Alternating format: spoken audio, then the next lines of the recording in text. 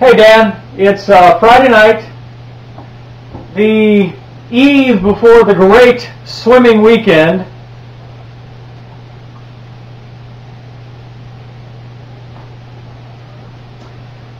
And and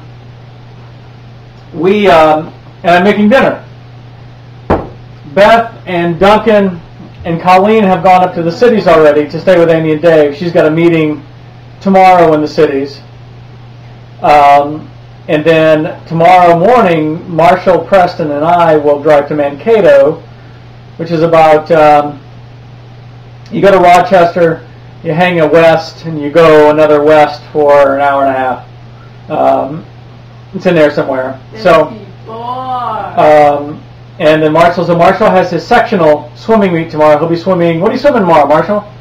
The 50 breast? I have no idea whatsoever. Well, he's swimming the 50 breast, the 500 free, and something else. I'm not sure what it is.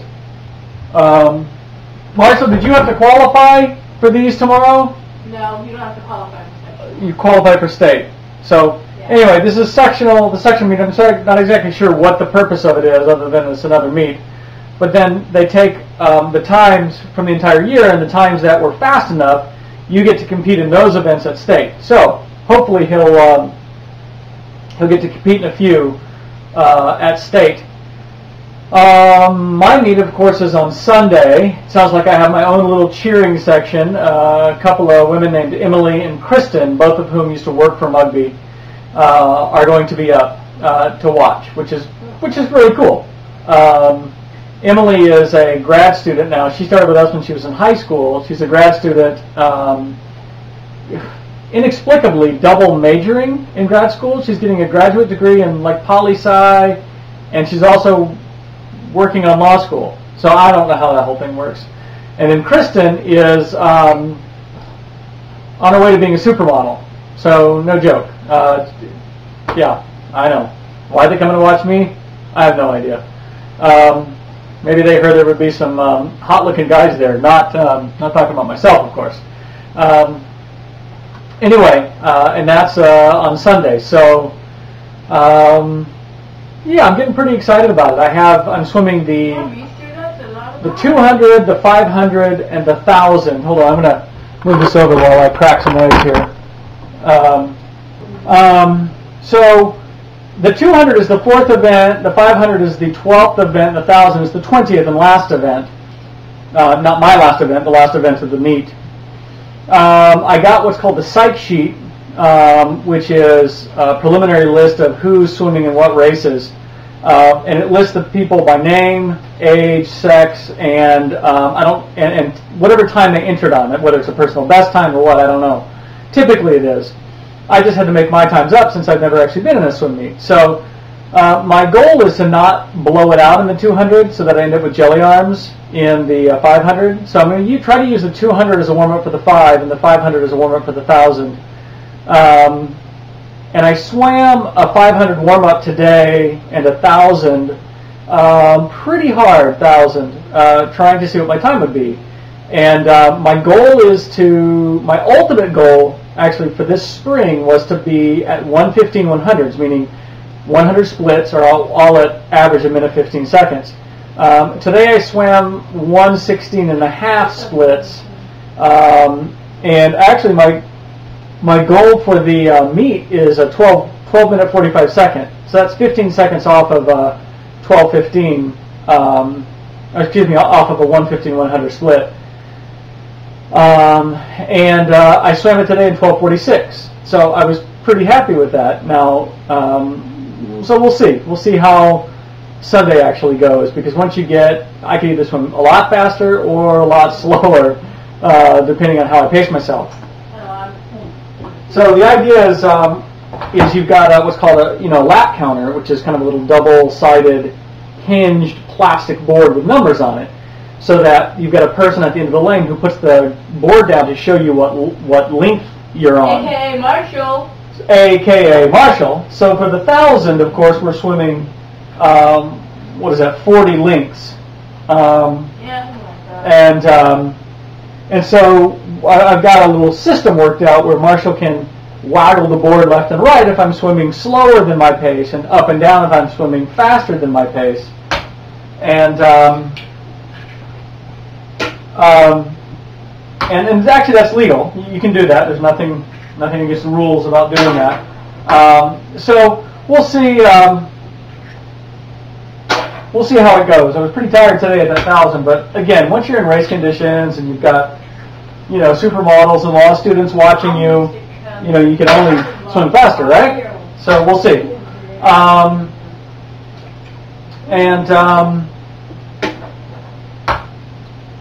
So anyway, so that's the weekend. You also talked a little. You talked at length about the allotments, and actually, I was really interested in that. It is interesting because certainly if Eric were let's see, 1, 2, 3, 4, 5, 6, 7, 8, 9. If Eric were a less scrupulous person, excuse me, I'm sure he could use his sway to buy up more shares until he actually had a controlling share of that property. But yeah, it sounds like a really interesting way of doing it, and you know, I guess I can't think of any other better way of doing it. It seems a hell of a lot better than the British system, in which everything is left, you know, to the oldest son, or you know, used to be, or the oldest male heir. I'm guessing that they built their house. His dad built that, or maybe his grandpa built that house up there before. Well, anyway, far enough back where maybe the allotment wasn't an issue. So,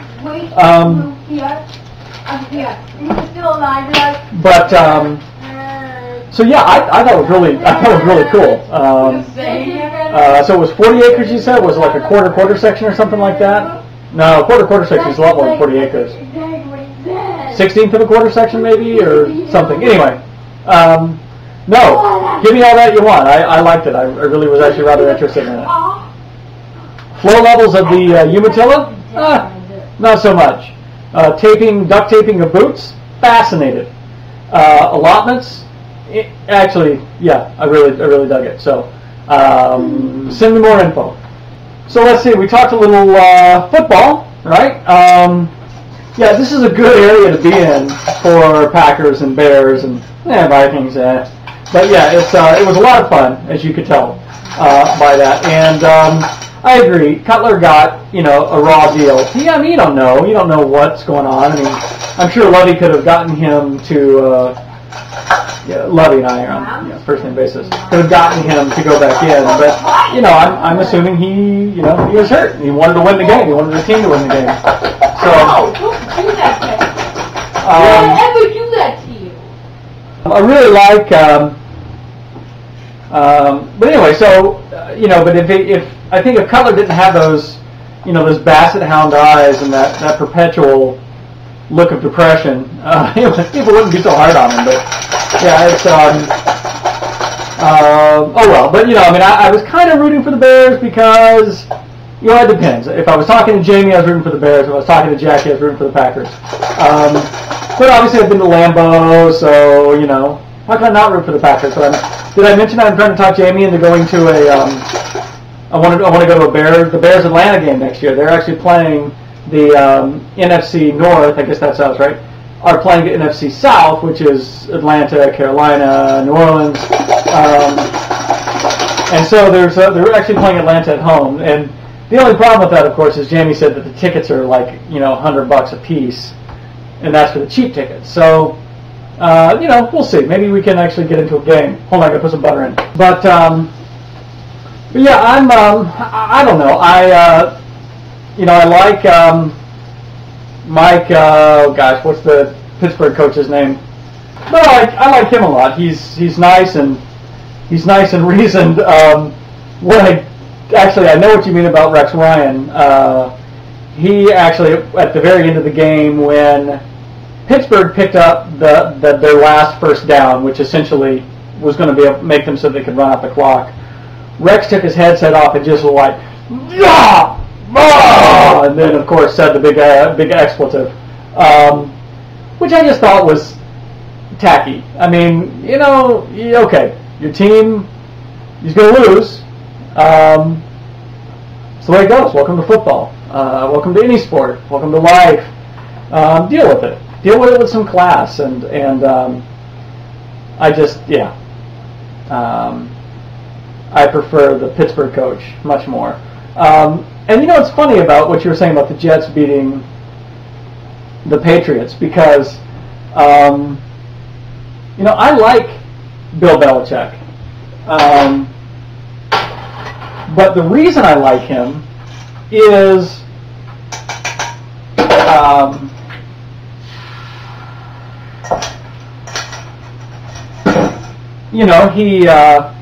he's really intense. He wants to win. He's not ostentatious. He doesn't say stupid things on camera. Nor does he like his players to say stupid things. I mean, I don't know if did you follow the news about Wes Welker, how he had to sit out the first quarter? Because he had, in an interview, had made like a dozen references or 8 references or a bunch of references to feet. And it had just come out of the media that Rex Ryan has a foot fetish. Rex Ryan, the coach of the Jets. And Belichick thought that was unnecessary, and he benched Welker. He wasn't doing it for the Jets. He wasn't doing it for Rex Ryan. He wasn't doing it for any other reason other than that's not acceptable on his team, and he's made that clear. And I like that. I like that. He has a bunch of players who are pretty good, and he makes them great. And I know what you mean about Tom Brady.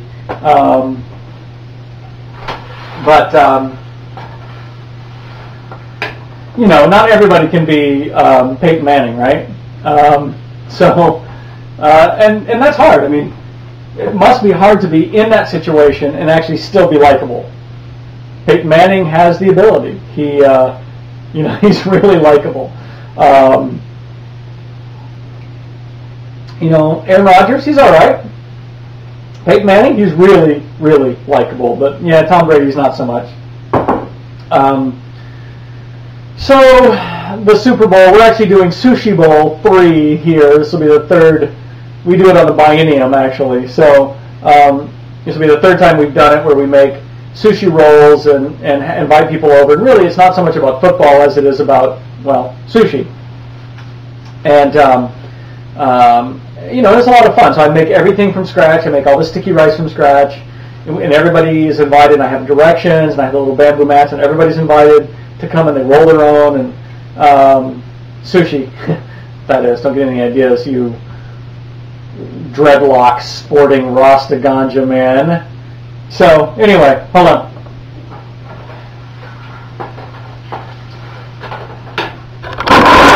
I guess this is easier.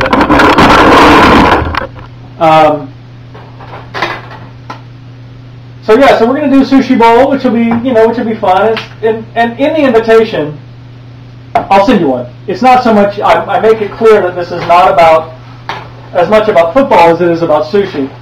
So if you're really a die-hard football fan, don't come to our house because that's not what we're doing.